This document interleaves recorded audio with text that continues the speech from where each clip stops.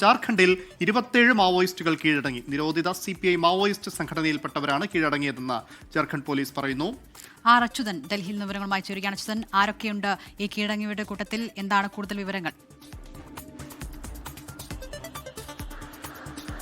ഈ ജാർഖണ്ഡിൽ മാവോയിസ്റ്റ് വിരുദ്ധ നടപടി ശക്തമാക്കിയതിന്റെ ഭാഗമായിട്ട് കൂടിയാണ് ഈ നിരോധ CPI മാവോയിസ്റ്റ് സംഘടനയിൽപ്പെട്ടിട്ടുള്ള മാവോയിസ്റ്റുകൾ ഇന്നിപ്പോൾ കീഴടങ്ങിയിരിക്കുന്നത്. ഏതാണ്ട് 27 മാവോയിസ്റ്റുകളാണ് ജാർഖണ്ഡ് DGPക്ക് മുൻപിൽ ഇന്ന് ആയുധങ്ങൾ വെച്ച് കീഴടങ്ങിയത്.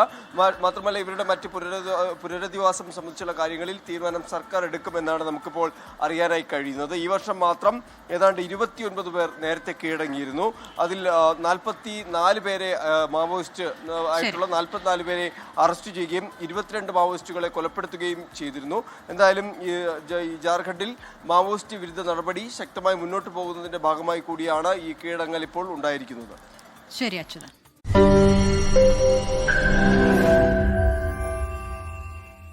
ലോകത്തെവിടെയായാലും ഏത് സമയത്തും 24 വാർത്തകളും ഓഗ്മെന്റഡ് റിയാലിറ്റി പാക്കേജുകളും എക്സ്പ്ലെയിനറുകളും വിശദമായി കാണാൻ ഞങ്ങളുടെ YouTube ചാനൽ നിങ്ങൾക്ക് സബ്സ്ക്രൈബ് ചെയ്യാം.